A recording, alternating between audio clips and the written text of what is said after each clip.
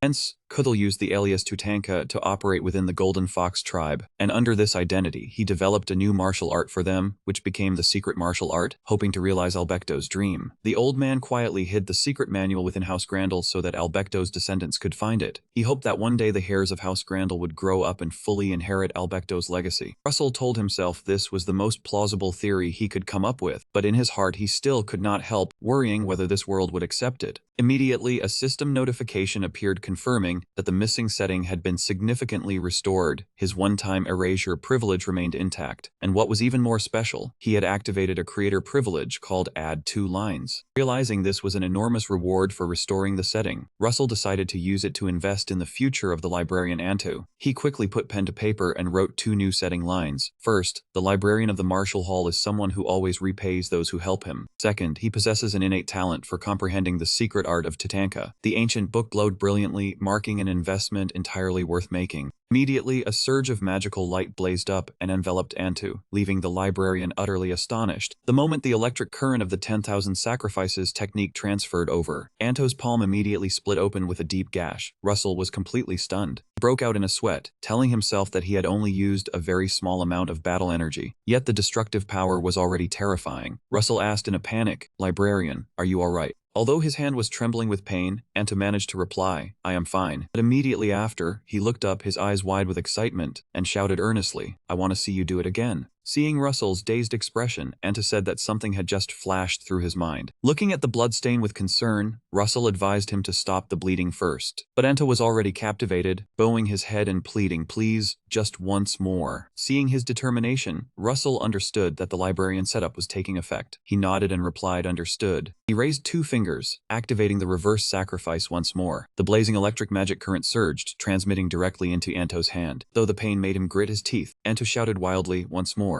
Despite his hand growing more tattered, the shout of determination still echoed throughout the training hall under the setting sun. Once more, once more. The test session lasted until late evening. Russell withdrew his magic power and sternly advised him to treat his wounds. Anto panted heavily and asked tremblingly, "Young Master Mayton, may I ask one more favor?" His sudden change in attitude surprised Russell, who quietly asked what it was. He firmly requested, "I want to replicate that secret technique." Russell was surprised. "You want to replicate it?" He thought to himself that it had taken him 2 days with the help of the spiritual eye to comprehend it. But thanks to the setup, Anto's talent was unimaginably strong. Truly, one word can change one's fate. Russell encouraged him, "This time I will help you." Just as expected, Anto concentrated his battle energy into his bleeding finger and shouted loudly, 10,000 sacrifices. A surge of power in the form of a massive, ferocious beast flared up behind him. Russell was surprised to realize that the power was only like a bee sting. Anto panted, admitting that using it was not easy, but he felt he had just noticed something. Russell stepped forward, grasped Anto's hand, and guided him attentively. "Focus your battle soul into your finger, keep it stable, but increase the density." He explained that by doing so, the volume of the soul decreases, but the destructive force increases. Anto came to sudden realization, I understand." He tensed his body and circulated his energy. Russell continued, "Maintain that state, but when you touch the opponent, unleash it to the maximum." Witnessing the rapid progress, Russell was secretly astonished. Just one piece of advice and the technique was perfected. If he did not need the spiritual eye, how terrifying would his future be? At that moment, Anto quietly called out to young Master Mayton. The next sentence made him freeze. "You are my master, what?" Anto was moved, saying that 10,000 sacrifices felt as if it had been etched into his body long ago. He had never thought his bloodline held such power. Anto knelt down and bowed, thanking Russell for awakening his power and earnestly asking to become his disciple. Russell realized that the librarian's setup of always repaying kindness had taken effect. Russell scratched his head in confusion. "This is a bit sudden, is it not? I have realized fate works in this way." "Even so, I am from Mayton, and you are from Grandel." Anto replied resolutely. In the end, he was just a man following a contract. Russell understood that Anto's family had served for generations. This was exactly what he wanted. Russell smiled, turned his head to look upward. "So what do you think, Master?" Elderly man with long gray hair wearing gray robes crossed his arms and chuckled with interest. "Oh, I think this is quite interesting." His appearance startled Anto. The War King landed, smirked slightly, and asked Russell, "By the way, how did you know I was hiding nearby? Was it intuition or did you notice?" Meanwhile, at the Grandel estate, Rosaline was having a meal with her father and asked if he needed her to keep an eye on Russell. She was worried. No one could guess what that Mayton brat was plotting. Her father smiled and joked that he would believe it if someone said Russell was 140 years old instead of 14. Rosaline was uneasy that such a dangerous person would ask to enter the training hall, but the patriarch dismissed it and sternly reminded his daughter not to monitor the guests. The decision to let Branson into the training hall was made personally by him, a privilege reserved only for those who know how to keep their word. A suggestive remark startled Rosaline. She chewed her food gloomily and admitted that she had been overthinking. Back at the training hall, War King Markner stood on the balcony and asked Russell how he had discovered his whereabouts, whether it was thanks to those special eyes. His gaze shifted to Anto, questioning why a Grandel librarian would want to serve the Mayton here. The question made Anto break out in a nervous sweat. Seeing this, Russell stepped forward to defend him, asking if Anto's actions violated any principles. The War King calmly explained that Anto was not of Grandel blood. He had the freedom to choose where to serve. Russell smiled approvingly, commenting that this free way of conduct was quite different from the rigid constraints of the Mayton house. The War King frankly admitted that if Mayton surpassed Grandel, it was his family's fault for not being strong enough. At this point, he no longer spoke as the vice commander of Grandel. He questioned when Russell had learned the secret martial art, and whether he intended to say it only took a short 2 days to fully comprehend. He told himself he had known Russell for 4 years, and he had never stopped delivering a string of astonishing surprises. He thought he had understood his student, but it turned out he was a genius beyond comprehension. Looking at the roaring beast-shaped battle energy behind Russell as he executed the technique, Martner secretly wondered just how terrifyingly much this kid would improve during his stay. System notification appeared. The destroyer setup has begun to grow curious about the mysterious setup. Russell realized that was Grandmaster Martner, a term referring to a master who can influence the world's probability. To have some private space, the War King turned to Anto and called out, "I have something to say privately to my disciple. Would you mind giving us some time alone?" Anto jumped in surprise, bowed his head in agreement. "Of course, since you are my master's master, you are my Grand Master." Before leaving, Anto, deeply moved, raised his hand to make a heart shape and shouted, "Master, I love you," leaving Russell to wave his hand helplessly. He thought to himself that he had never agreed to accept him as a disciple. Watching Anto's back as he ran off singing, Martner broke out in a sweat and asked if that was the Grandel way of saying goodbye.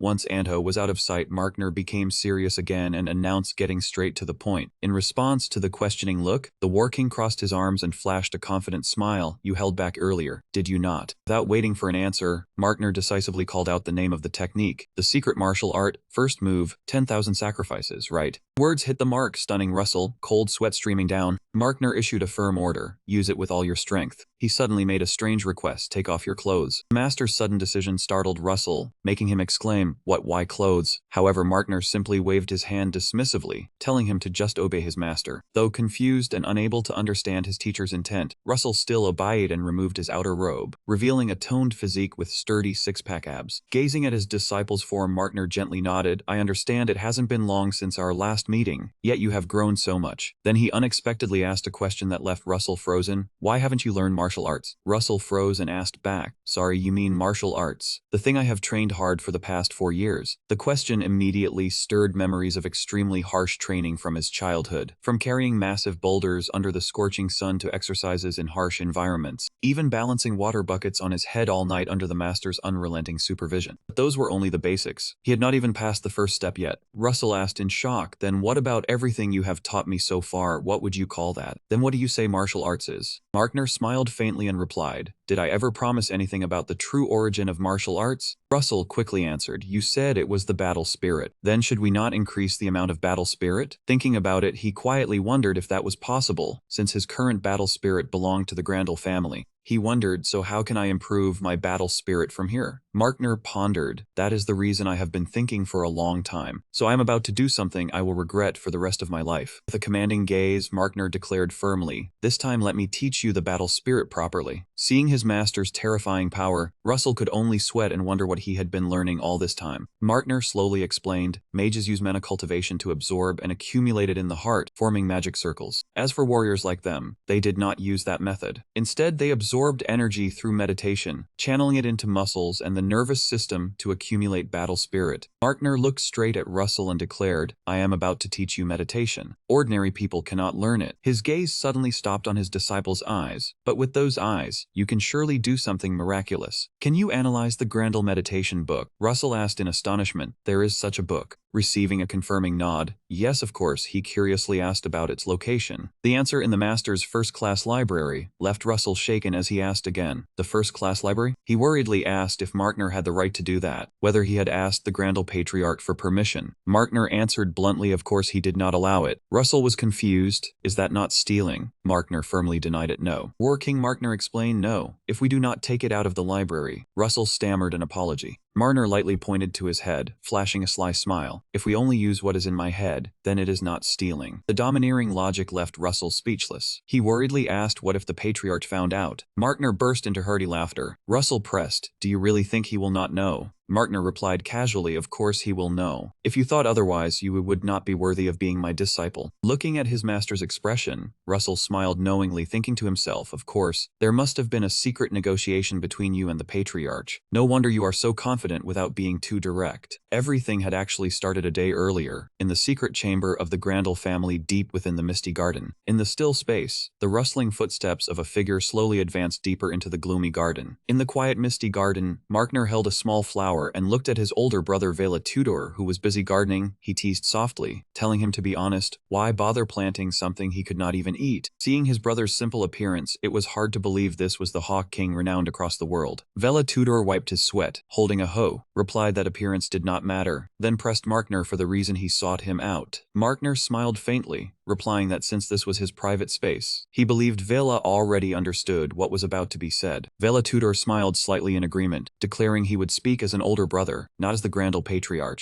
rather as an older brother and an old friend. Their conversation quickly turned to Markner's disciple Russell. Vela Tudor confirmed he had personally witnessed Russell's battle spirit being violently awakened as he passed through the family's main gate. He assessed, once Russell learns to control that massive source of battle spirit, the two of them will witness the rise of a warrior greater than ever seen before. Hearing the high praise, Markner smiled faintly and admitted Russell was the first genius he had seen who could surpass even himself. Before Vela Tudor's curious question about whether Russell's talent was only expressed through his body, Markner affirmed that the boy's talent lay more in his mind. Though young, Russell was already 10 steps ahead of him. Recognizing the boy's boundless potential, Vela Tudor advised Markner to personally teach him. However, Vela Tudor immediately poured cold water by pointing out Markner's martial ambition, the very thing that had elevated him to the position of War King. The Grandel Patriarch sternly reminded him of the iron rule. Markner must absolutely not take anything learned from the Grandel family outside. This rule applied to everyone, including the two brothers. Vela Tudor darkened, warning harshly, if Markner dared to break it, he would have to give up everything he had achieved. Facing the threat, War King Markner kept a calm smile, slightly raising an eyebrow to ask in return whether Vela would actually cut his tendons, ankle joints, and cripple his battle spirit. In the quiet garden, Vela Tudor cast a sharp gaze, warning, I hope you will not make a foolish choice. If you raise Maiden's child just out of interest, one day he will return to Grandel as an enemy. Markner answered firmly, is that not exactly why I train him so harshly? The more terrifying the enemy, the stronger Grandel becomes. Vela Tudor smirked slightly, asking whether Markner truly thought he would leave Russell alone, even though the boy was learning Grandel martial arts in an unorthodox way. Hearing that, Markner immediately raised his voice to defend his disciple. He is only a victim. I forced him. No Grandel member is allowed to threaten a victim. Anger flared, Markner clenched his fists, growling a threat. If you dare do that to Russell, I will hit you. However, in response to the challenge, Vela Tudor suddenly unleashed a terrifying wave of deep crimson killing intent. The immense pressure of mana weighed down, freezing Markner in place, cold sweat streaming down in sheer terror. Just as the tension peaked, Vela Tudor abruptly withdrew his killing intent. I care for you deeply, Markner. You are my only remaining kin. Fine, you may go. Markner bowed slightly, thanking the Patriarch brother before quickly retreating. Left alone in the garden, the Grandel Patriarch quietly gazed at the green foliage. He mused about the family's fate. Magic and swordsmanship in the world would continue to advance leaps and bounds. However, martial arts had now reached its limit. Over time, the Grandel people would surely gradually lose their influence. This was what had troubled Vela Tudor for years without finding an answer. As he lightly touched the young leaves, he told himself he had begun to find the solution to this tough puzzle. From Russell himself, if he could seize this genius, the odds were high he would have his answer. Back to the present, Markner looked at his shirtless disciple and directly asked if he wanted to learn orthodox martial arts. Contrary to expectations, Russell firmly refused. No, I will consider it later. The blunt refusal infuriated Markner. He shouted, have you lost your mind? The Grandel martial arts is something even 1,000 gold pieces might not buy. Russell calmly explained, that is exactly the problem. This is something only the Grandel family has. In his heart, Russell understood his path clearly. His biggest goal after transmigrating to this world was simply to leave the Maton family and live a peaceful life. If he learned orthodox martial arts from Grandel, he would surely be dragged into a vortex of grudges for life, becoming their enemy. Forget it, let it go for a less stressful life. Russell firmly rejected his master's offer to learn orthodox martial arts, putting his robe back on while declaring he did not want to live skulking like a rat. In his heart, he told himself he only needed to endure 6 more years for freedom. No need to bring trouble upon himself. He turned to his master, saying all he wanted was a sparring match between disciples. The proposal astonished Markner, asking what he meant. Russell calmly asked back, did the Maton Patriarchs not allow this before? Markner hesitated briefly, then admitted that was indeed the case before. Russell adjusted his sleeve and slowly explained he had lived in C-45 under that pretext to learn from his master, but in the end, he had gained nothing. Seeing Markner's embarrassed expression, Russell continued to confess, because his master's level was too high, his eyes could not analyze it. Those words startled the great master, who asked again, well, that is how it is. You are too skilled, so I cannot keep up. Russell turned around, confidently declaring he would learn martial arts by sparring against Rosalind. Hearing that insane idea, Markner could not help but doubtfully ask if he truly thought martial arts could be learned learned in such an absurd way. However, Russell smirked with deep meaning, his sharp purple eyes staring straight at his master, asking in return, "Master, do you think it is impossible?" Master Markner stood frozen in astonishment at Russell's confident, powerful gaze and the insane declaration never before seen in history. But when he looked at his own trembling hand, a chill ran down his spine at the thought that this kid might actually be able to do it. At that moment, a blue notification panel appeared. The god Mu Mo Lai Dion had taken notice of Russell. He was astonished, wondering why this additional god had appeared. He vaguely remembered hearing the name Lady One somewhere. The image of a dark figure with a sinister smile and a black cat on its shoulder surfaced, leaving him unsettled.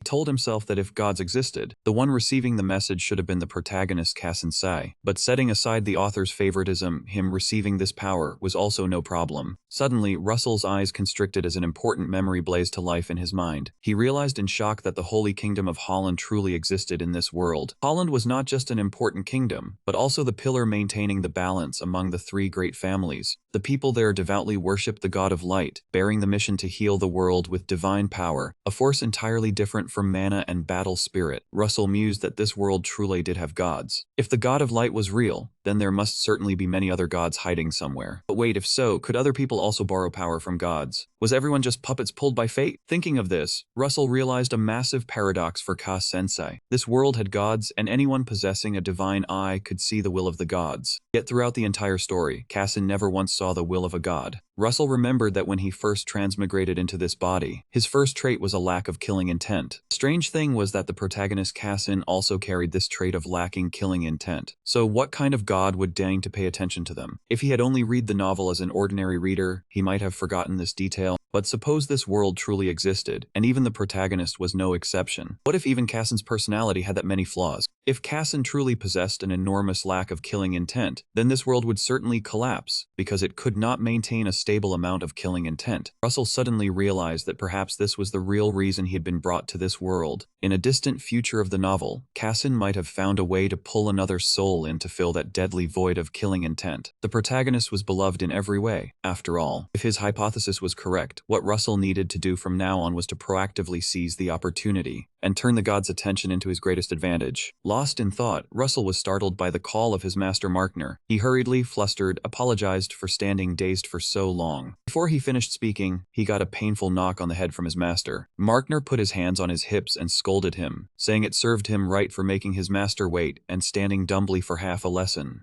Russell firmly declared he would prove it by sparring with Rosaline. Markner smiled expectantly. The system chimed again, reminding Russell to find what he needed most within 3 days. Night fell, and a lavish banquet was laid out before him, accompanied by a maid's notice that dinner was ready. Russell enjoyed it heartily and quietly remarked that the food at Grandel was much better than at Mayton. Perhaps because he was an honored guest, he was being taken care of so attentively. Russell leisurely strolled by the lotus pond under the moonlight, letting out a soft, relieved breath as he savored a rare peace he could never find at Mayton. He told himself that once he completely separated from the family, choosing to settle near Grandel was not a bad idea. Suddenly, a warm, deep voice shattered the stillness. Vela Tudor stood there, fan in hand. Russell quickly regained his composure and respectfully replied that the food was delicious. Vela Tudor smiled in satisfaction, then unexpectedly asked about his desire to train with Rosaline. Russell confirmed decisively. The king's eyes narrowed behind his fan, and he slowly pressed Russell on his claim that he could learn Grandel's martial arts and battle spirit just by observing. Facing the probing question, Russell kept his confident smile and calmly confirmed what he had said. Just then, the sound of hurried, rapid footsteps rushed toward them from behind. Rosaline appeared with her face flushed red with anger, shouting furiously that Russell was talking nonsense and looking down on Grandel. Seeing his daughter behave so rudely, Vela Tudor gave a subtle glance, reminding her that the head of the family was speaking with a guest. Her father's gentle reminder made the pink-haired girl immediately deflate, not daring to talk back. Vela Tudor looked at Russell, leisurely stating that while he did not deny Rosaline's abilities, he still did not think Grandel's martial arts could be learned through observation alone. Russell gave a slight smirk and countered, asking that if the king were not interested, why would he personally come to ask him about this matter? Vela Tudor frankly admitted that the people of Grandel were not afraid to embrace new challenges. Amidst the rustling night wind, the patriarch decided to allow him to train with Rosaline. But in return, Rosaline would also observe his magic combat techniques. If she observed well, the girl would gain many benefits from this. Vela Tudor smiled meaningfully behind his paper fan and continued, if Russell's abilities were superior, then he would grow stronger. He himself would stand as witness to observe both of them. Facing Rosalind's stern gaze and the direct supervision of the Supreme Patriarch, Russell broke into a confident, unwavering smile, affirming that he was ready to spar with Rosalind. At the second training ground of the Grandel family, the two sat in meditation within the tranquil space. Yet Russell's mind could not focus on training his energy. He kept pondering over the god Mu Mo Lai Di On, wondering what this god truly wanted from him. The god had set the condition of finding what he needed most within 3 days. He wondered if finding the answer would truly grant him that thing. Seeing Russell looking pensive, Rosalind cast a subtle glance his way, but did not feel it appropriate to speak and disturb him. Night quickly fell, draping silence over the ancient tiled roofs of the Grandel estate. At that moment, a blue system notification suddenly appeared before Russell, announcing that the time to meet the goddess Lady One had arrived. Immediately after, his consciousness was yanked into a strange space. He opened his eyes in shock, wondering where this was and who he was. Before his eyes was a dark expanse shrouded in thick black smoke, leaving him confused about what this place could be. Suddenly, a deep, husky voice echoed throughout the space, asking him directly what he needed most. At the same time, a gigantic eye, burning golden like a cat's eye, opened right behind him. Russell spun around with a start, astonished to realize that this commanding voice was extremely familiar. From the black smoke emerged the colossal figure of Lai Di On, the god Mu Mo with the body of a black cat and glowing, powerful eyes. The god set a condition. If he answered correctly, he would be rewarded, but if he answered wrong, his eyes would be taken. The terrifying declaration left Russell stunned, cold sweat dripping down in tension, unable to understand why the heavens would test him like this. Facing the oppressive, dark space, Russell immediately realized this was merely an illusion created by the goddess Mu Lady One to test him. He reassured himself to stay calm and follow the plan he had devised over the past 3 days. Facing the giant black cat baring its teeth in a sinister grin, Russell tried to analyze what the god of schemes, Lady One, thought was most necessary for him at this moment. He recalled the first moment the god took notice of him, when the system notification showed that the god of schemes Mu Lady One was observing the character Russell Mayton. Russell understood that Lady One was not a god of combat, so he had no interest in him learning martial arts. He reminded the god that he had been given 3 days to find what he needed most. Lai Di Hoan chuckled in confirmation. Following this clue, there was a high chance he would keep his eyes. Russell frankly wondered why a god like Lady One chose that exact moment to focus on him, then presented such a vague request. Looking at the glowing cube floating in his mind, Russell affirmed that the thing the god mentioned was certainly not any specific tangible object. His sharp reasoning intrigued the god of schemes. Lady One bared his teeth in a bewitching smile and curiously asked in return what he thought it was. Without hesitation, Russell looked straight into the god's blazing yellow eyes and declared that what he needed most was Lady One's blessing. The entire space seemed to freeze as Russell stood tall before the massive shadow, awaiting judgment for his bold answer. The answer caused the god of schemes to change his expression. He bared his teeth in amusement. My blessing? I like your mind. Not a bad answer. He thought to himself that at least he had not angered the supreme god. However, Lady Hoan immediately pressed, so that means the decision is mine. Russell remained curious and asked if he had requested something other than the blessing. What would he do? Lady Hoan coldly replied, then I would cut out your tongue regardless of the answer. Witnessing the boy's steadfastness, Lady Hoan laughed heartily in a savage manner. I like your answer, so I will grant you something interesting. Immediately after, the giant black cat suddenly lunged forward and a pink system notification appeared. The blessing of the god of schemes has been bestowed. Russell felt magical energy surge in and alter the structure of his eyes, his pupils transforming into glowing magic circles. Another notification appeared. Lai Di Hoan gifted him with 2 eyes. His consciousness returned to reality. Russell startled awake at the Grandel family training ground. Beside him, Rosaline was still sitting in quiet meditation. He dazedly wondered about the mysterious gift the god had just bestowed. What did 2 eyes mean? Under the quiet full moon, Russell meditated alone in his room at the Grandel estate. In front of him were 2 open magic books. A system notification appeared. Nostrin's ice magic book reached 78%. Albertus the Great's grand magic slowly increased to 9%. Russell was astonished that he could analyze 2 books simultaneously without a decrease in speed. Previously, he had to give up because learning 2 things at once was ineffective. Now everything had changed, helping his power growth rate skyrocket. Truly 4 eyes read faster than 2. Russell smiled a confident smile, understanding that Lai Di Hoan's gift of 2 eyes was a special ability applied to his holy eyes. This power was indeed strong, worthy of a gift from a supreme god. A week later, under the bright sunny sky of the Grandel family, thanks to Lady One's gift, Russell's observational ability reached a whole new level. At the training ground, Rosalind meditated with her eyes closed using a distinctive breathing technique. Russell watched intently, easily seeing through the flow of battle spirit circulating with her breath. The gift not only sped up his reading but also brought a strange sensation, as if his understanding of the world had become clearer. He sank into his thoughts while keeping his eyes fixed on Rosalind. The excessive attention made the pink-haired girl flustered. Rosalind softly called out, "Hey Kyrasin, what are you looking at?" She snapped, "How long are you planning to stare at me? I do not know what you are doing. If it were not for my father's orders, I would not be with you at all." Faced with her irritable attitude, Russell just smiled. "Perhaps I understand now." Rosalind curiously asked what he understood. He frankly replied the way to accumulate battle spirit through meditation. This revelation startled Rosalind. She widened her eyes and asked back, "So now you understand how to meditate?" Thanks to Lady One's gift, Russell had successfully analyzed the Grandel family's unique meditation technique. He began to focus his battle spirit around his heart and tried to amplify it. Witnessing the unstable flow of energy fluctuating around him, Rosalind realized the danger and shouted in panic. A decisive blow rang out, directly knocking Russell flat on the floor. Rosalind angrily yelled that if he wanted to meditate, he needed an adult present. One wrong move and he could die. Russell, even with blood streaming from his head, smiled and teased, "I did not know that, but I probably would have died before that anyway. If something happened to me, would that not be good for you?" His words made Rosalind blush. She shouted to hide her embarrassment, "Defeating you is something I must do myself. I do not want you to destroy yourself like that." Just as she finished speaking, she quickly turned and ran outside. "I will go get Uncle right away. Stay there." Watching Rosalind's hurried back, Russell smiled a warm smile. He thought to himself that although she would never admit it out loud, deep down she always cared about him. Is it not true that when a girl says no, she means yes? After persuading the clan leader Vela Tudor to allow him to practice with Rosalind, Russell immediately got to work. As soon as Russell began to operate the new meditation technique of the Grandel family, a powerful flow of energy immediately erupted around him. However, things quickly spiraled out of control. The violent clash of energy caused Russell to suffer an extremely severe backlash. He painfully spat out blood, his body trembling under a horrific pressure that felt like it was tearing his chest apart. "See, I knew it. How could he learn just by observing? I have to stop this immediately." But as he was about to rush in to intervene, the gray-haired elder held him back. "Wait, just a little longer. If it is that boy, then..." Meanwhile, Russell experienced excruciating pain. He thought to himself that his blood vessels were stretching as if about to burst. Nothing was going according to plan. On Russell's face and skin, the red ancient runes of the Tree Father's magic began to glow brightly to resist the overload. In his mind, Chen Than, the transcendent sword, appeared in a panic, warning that if the mana continued to leak, his body would surely explode.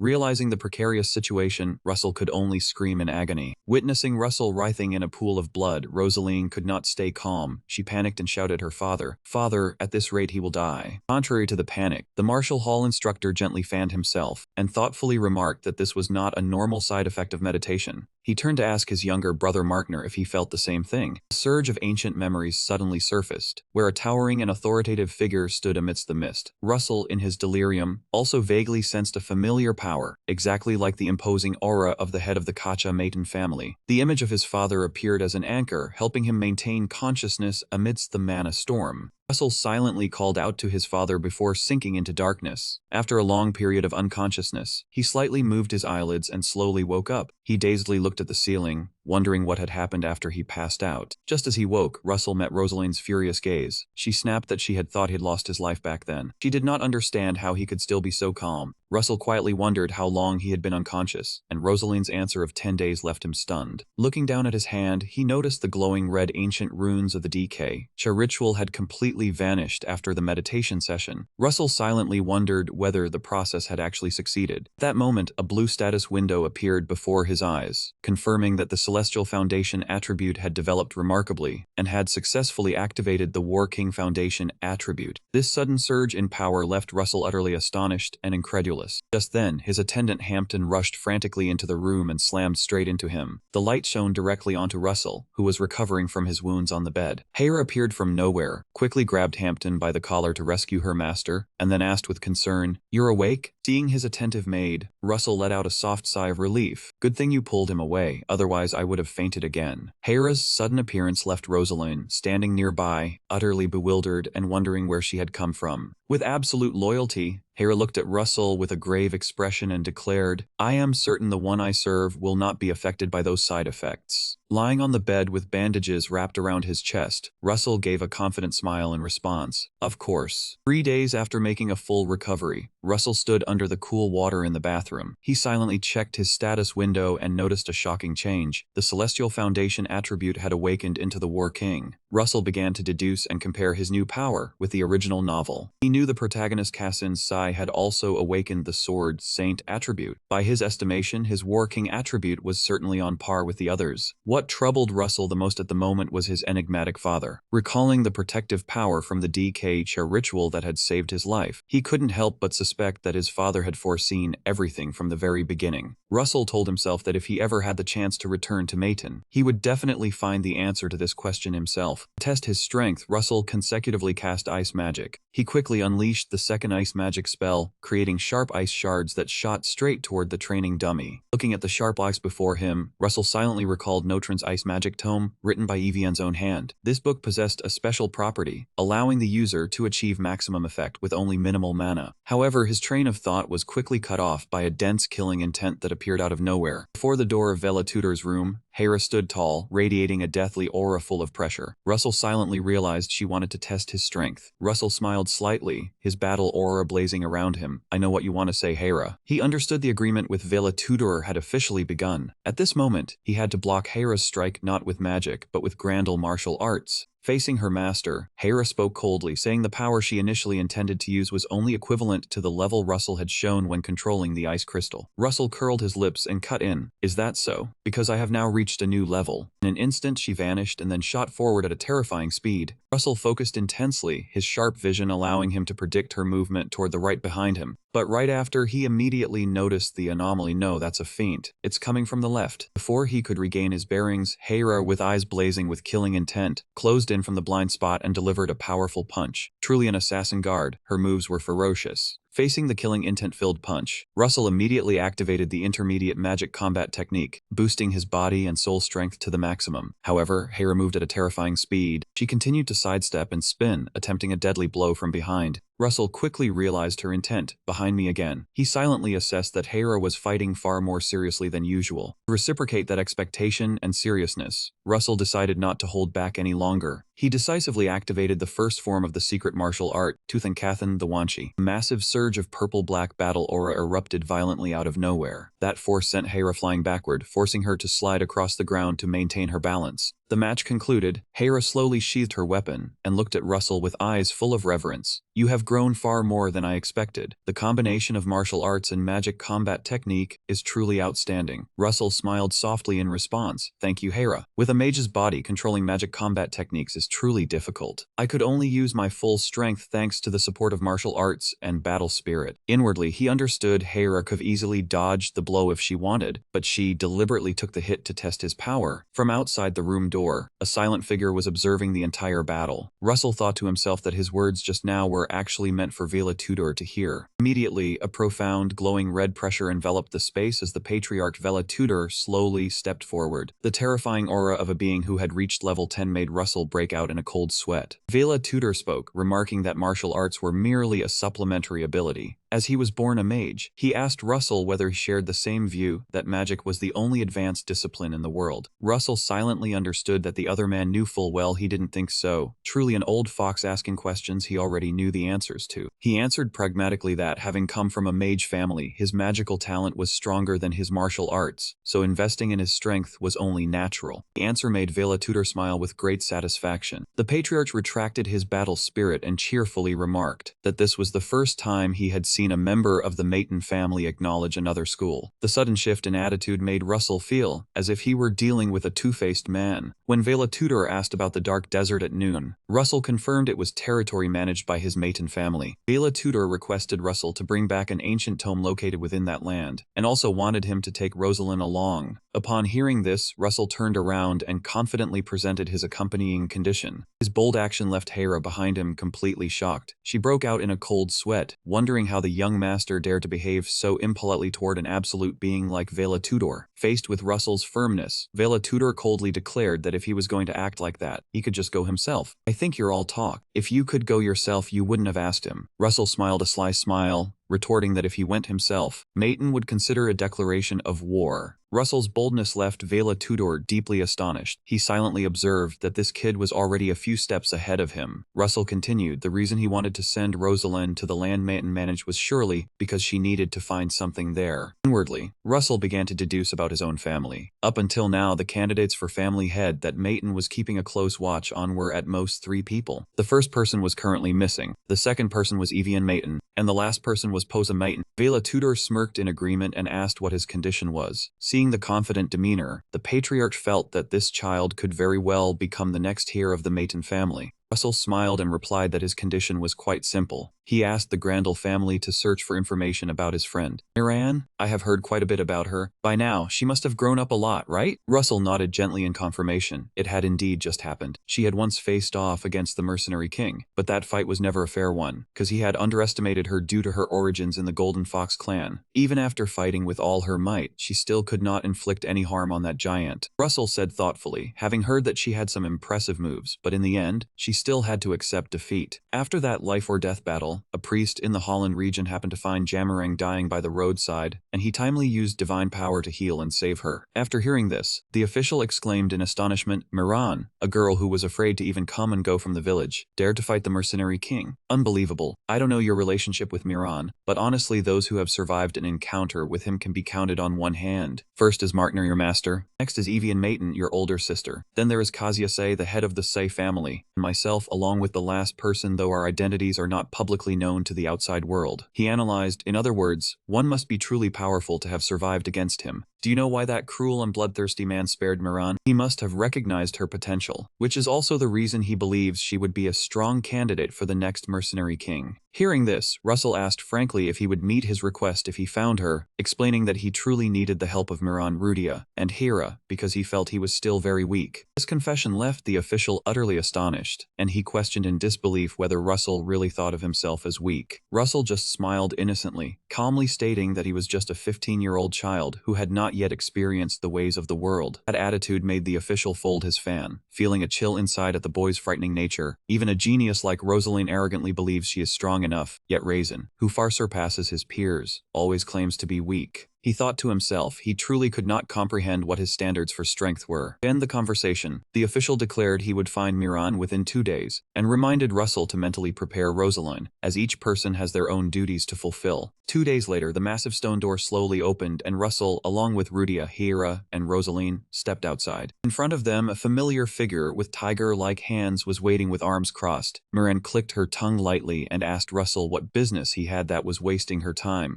Just seeing their healthy beaskin friend standing there made the whole group overjoyed. Russell immediately called out her name and quickly walked closer. Rudia behind him also waved and called out Tiger, while Hera and Rosaline watched in silence. However, Miran's gaze quickly focused on the unfamiliar pink-haired girl, and she leaned in curiously asking who this was. Russell hurriedly introduced, "As she is." Not waiting for him to finish, Rosaline clearly introduced herself as the young lady of the renowned martial arts Grandel family. Hearing the name, Miran softly exclaimed, "Oh, so you're the darling daughter of the Grandel family head." Unexpectedly, Miran then dropped a cold bomb with a nonchalant question. "Are you two planning to get married?" The sudden question made Rosaline freeze on the spot, her face turning bright red from shock and embarrassment. Seeing the intense reaction of the pink-haired girl, Miran casually explained that even from 1,000 miles away, she had heard that rumor, and then asked if they really knew nothing about it. The marriage rumor gave Russell a huge headache. He thought to himself that this must be a scheme by that sly old fox Vela Tudor to mess with them. Meanwhile, Rosalind angrily shouted a denial, insisting she would never like Russell, because he was not her type at all. Seeing the harsh reaction, Miran just raised an eyebrow and asked, "Really?" The awkwardness made Russell want to escape this place quickly. However, the troubles were not over as Rudia beside him suddenly flashed a bright smile and innocently asked, "Then would you like to marry me?" The naive question made Russell sweat and ask if she even understood what marriage was. Rudia cheerfully explained that marriage means the two will be together for life. Just then, Miran stepped forward, proudly slowly puffing out her chest and clearly declaring, "Let me tell you, Russell is my man now, because I think I'm going to be carrying his child." The bee-skin girl's shocking declaration left Russell completely speechless, sweat pouring like rain as he felt helpless against his friend's possessive nature. Not wanting things to go too far and become more complicated, Russell quickly spread his arms to stop everyone from arguing, loudly urging the group to quickly get moving as they still had a long journey ahead to enter the Shadow Desert. Miran decisively took the lead of the group, the bee-skin girl smiling confidently and declaring she knew a shortcut to get everyone there. The group quickly followed her into the desolate Shadow Desert, a place only filled with dust and towering giant cacti.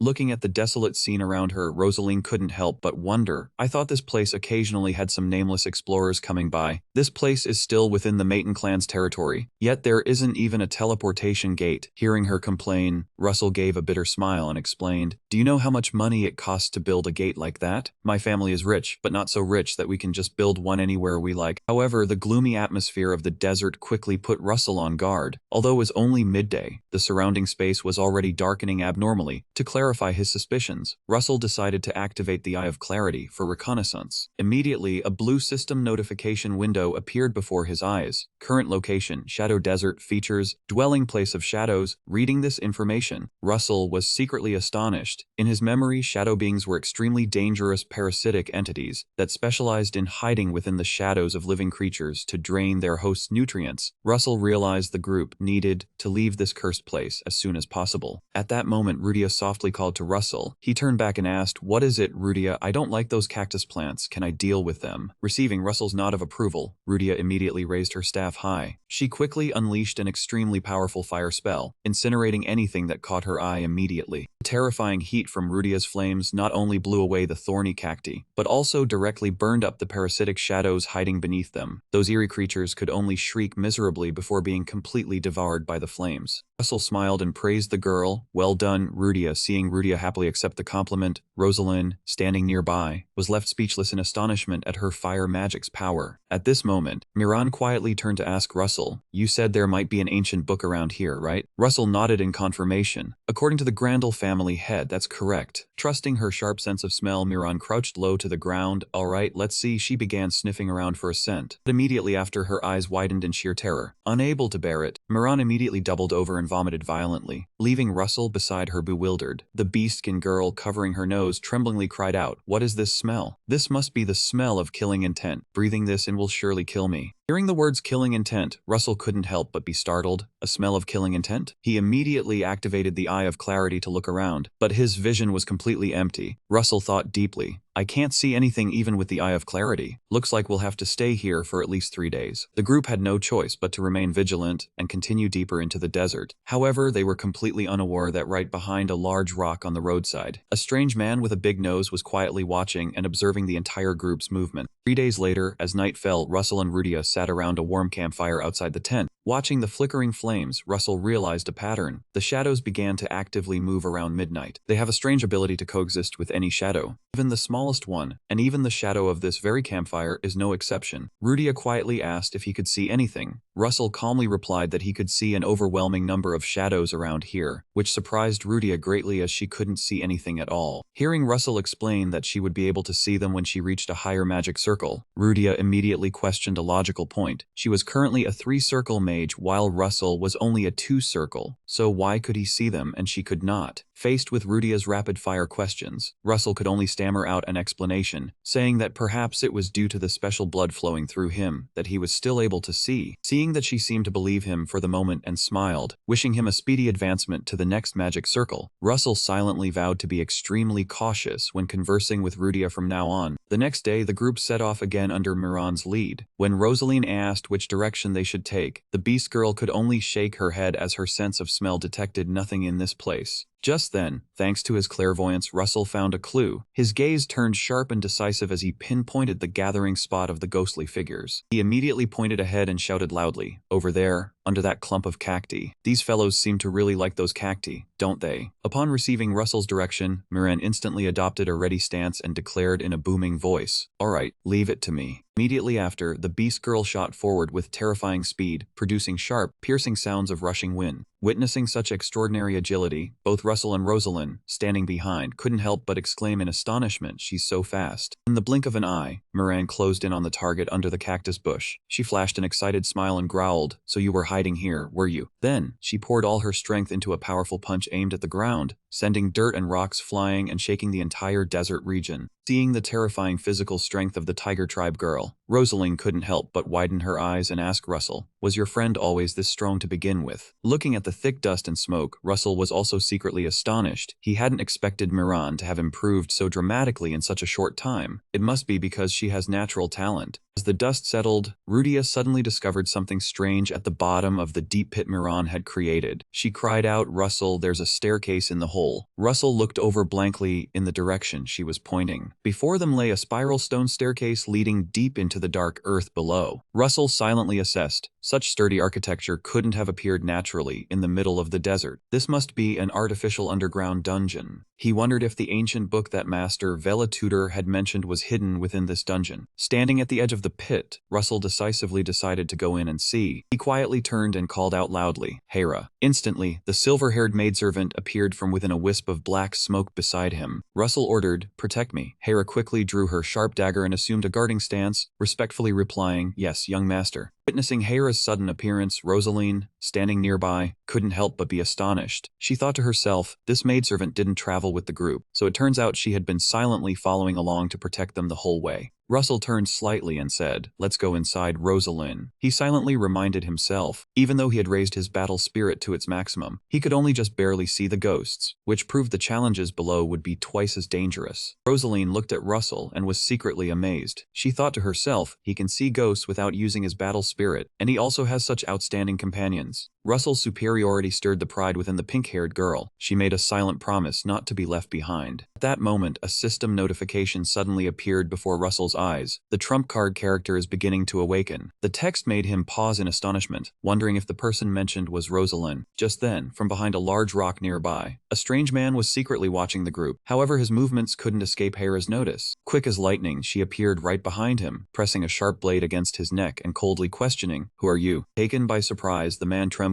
breaking out in a cold sweat, and quickly begged, "I'm sorry. I didn't mean to peek. My name is Duran, an unknown explorer just out exploring the desert." Looking at the pitiful state of the man calling himself Duran, Russell immediately sensed something was off. Thanks to his clairvoyance, he silently judged that this man was lying and wasn't even ordinary human. Hidden deep within his clothing were countless ghostly streams coiling around him. Perhaps the ghosts had devoured his body, or he was a demon in human form. At the same time, the system sent another earth-shattering notification. The trump card character has gained a chance to awaken. The god Mu Du Lai Di Hon offers assistance for this awakening. Russell pondered quietly, realizing this god wanted to seize the opportunity to push Rosalind towards growth. Seeing the suspicious stranger, Miran, crouching behind, quietly pointed and suggested, "Russell, that guy looks very suspicious. Can I eat him alive?" Russell didn't answer the beast girl. Instead, he turned slightly to ask the pink-haired girl's opinion, "Rosalind, what do you think?" The sudden question startled Rosalind into a daze. "Huh, you're asking me?" Russell calmly replied, "Yes, I will follow your decision." Rosalind glanced at him, asking suspiciously, "Are you testing me?" Russell replied gently, "I just wanted to ask your opinion." Noticing Russell's seriousness, Rosalind also composed her expression, looked towards the restrained man, and analyzed, "I know very well how strong your shadow guard is, so I find it very strange that she only noticed him now. Clearly, the one following us is no ordinary person." And to prove it, Rosalind immediately pointed out the biggest abnormality. This explorer calling himself Duran has left absolutely no footprints in the sand, proving he is far from normal. Exposed, Duran panicked and shouted, "How is that possible? I'm just a light-footed person." Rosalind stepped forward, clenched her fist glowing with battle spirit, and coldly demanded, "First, state your reason for approaching us. We will decide whether to kill you after we hear it." Duran quickly explained that he was investigating the desert on his own, accidentally discovered some traces and followed them, hoping they would lead to a place with useful information. Rosalind asked what kind of information. He honestly replied, "It's about the ancient book containing secret techniques." Hearing this, Rosaline gave a faint, enigmatic smile. She revealed that her group had also been searching for that book all this time. Duran smiled with squinting, flattering eyes. Oh my, what a coincidence. Instantly, Rosaline unexpectedly threw out a kick. The kick was incredibly fast and vicious, aimed directly at Duran's head. Despite the sudden attack, Duran swiftly retreated, narrowly dodging it. Rosaline smirked with satisfaction. She pointed out, an ordinary explorer couldn't possibly dodge an attack imbued with my 3-star battle spirit so easily. Cornered, Duran retreated while clumsily defending himself, claiming that dodging was an explorer's survival instinct. But Rosaline had completely lost her patience. She declared she didn't believe a single word he said, and that eliminating a potential threat in this desolate place was a perfectly normal thing to do. Duran cried out in fear, "Killing is a bad thing, please, miss. Be merciful and spare a light-footed fellow like me." Rosaline sneered, noticing Duran was hiding a vial of poison in his hand, intending to attack her. When she got closer, just as she predicted, hidden in Duran's sleeve was a bottle of emerald green toxic solution. Rosaline firmly demanded he reveal his true identity. Knowing he couldn't keep up the act, Duran gave a sinister smile, his eyes showing clear cruelty as he raised the poison vial and said, "TSK, so we have a lady who doesn't know how to listen." She silently realized she hadn't sensed any life force from him at all, and he had also proactively revealed himself right when the artificial dungeon appeared. She decisively pointed and challenged, You're the guardian of the ancient book, aren't you?" Impressed by her astuteness, Duran gave a cruel, sinister smile. Impressive, yes, I am that protector. He slowly revealed his true identity. "My real name is Purple Fiend." Blue, malevolent spirit wisps began to float around his body. He chuckled darkly. "Anyway, my name never mattered from the start, because the moment you set your eyes on the ancient book, your fate was already sealed." Seeing the enemy attack on his own, Miran immediately assumed a defensive stance and said decisively, "Leave him to me." But Russell quickly grabbed the beast girl's shoulder. "Miran, wait." Meeting Miran's questioning gaze, Russell gave a faint, meaningful smile. "Just stand and watch for a bit." At that moment, Rosaline had already shot down from above like a lightning bolt to engage Purple Fiend. Facing the attack from above, Purple Fiend looked up defiantly. "You female warrior, show me what you've got." Rosaline immediately unleashed a flurry of punches filled with fighting spirit, aimed straight at her opponent. A powerful collision sent a massive shockwave through the air, hurling both of them backward. Rosaline somersaulted through the air and landed with a look of surprise on her face. She marveled inwardly, not expecting her opponent to be this strong. On the opposite side, the Death Fiend stood his ground steadily. He was not afraid to compliment her impressive martial soul for someone so young. His eyes immediately turned cold and sharp, warning her that he would not hold back just because she was young. He let out a threatening roar, telling her to get out of the way quickly if she didn't want to lose her life. Not stopping there, the Death Fiend turned and shouted loudly, demanding that the entire Russell group behind him leave quickly if they wanted to be spared. Faced with the enemy's arrogant attitude, Rosaline angrily shouted back, urging the Russell group to hurry into the dungeon to find the ancient book instead of standing around watching. Russell calmly left the entire battle to her, then quickly moved inside with his group. Seeing his prey about to escape, the Death Fiend lunged forward, frantically to stop them, roaring that he wouldn't let them enter so easily. Before he could take a single step forward, Rosaline closed in on him with lightning speed. She roughly grabbed him by the collar and used a powerful throw to slam him to the ground. Russell only had time to turn his head and tell her to be careful before he and his group rushed into the pitch-black dungeon. Lying defeated on the ground, the Death Fiend gritted his teeth in resentment and demanded to know why she dared to stand in his way. Rosaline looked down coldly, exposing his true ambition from the start, which was merely to get close and find an opportunity to betray. With his plan revealed, he backed away cautiously and admitted that her perception was not bad at all. Rosaline suddenly wondered to herself, if she could see through his scheme, then Russell surely must have known as well. So why did he leave this battle to her? The Death Fiend suddenly changed his demeanor. He looked at Rosaline and slowly asked her about her purpose in life. Before she could answer, he opened up on his own, saying that since he was born to accept his fate, he tried his best while he still could. He asked himself what he would do if the ancient book truly disappeared. Rosaline asked him in return what he wanted to do. The Guardian hesitated and admitted that he had never thought about that. That was right. His entire life he had only regarded protecting the book as his reason for living. If the book was lost, then what would there be left to protect? Then the Death Fiend's gaze quickly hardened into a cold stare. He asserted that even now, his only purpose in life remained protecting the ancient book. Seeing that time was running out, he decided to show her his true power. A colossal surge of battle energy erupted violently, swirling sand and dust around his body. Death Fiend flashed a cruel smile, warning that he would not hold back and advising her to leave now if she valued her life. The terrifying pressure forced Rosaline to retreat into a defensive stance. She was shocked to realize that the surging wave of martial soul was at least at the 5-star realm. The gap of 2 stars in a one-on-one battle was extremely vast and nearly impossible to bridge. Even knowing she was at a disadvantage, Rosaline remained undaunted. The Death Fiend spoke up, asking if her mission was to block his path. Rosaline immediately shifted into a firm defensive stance and declared with conviction, "Yes, at least from now until the book is secured." The Death Fiend gave a sinister smile, looking at her and slowly speaking, "Oh, so it seems you don't fear death at all." He spread his arms wide and said softly, "Don't lose it from now on, alright? Actually, my mission is not to protect the ancient book." Right after that, the Death Fiend's body suddenly emitted a bright white light, and then completely vanished into the void.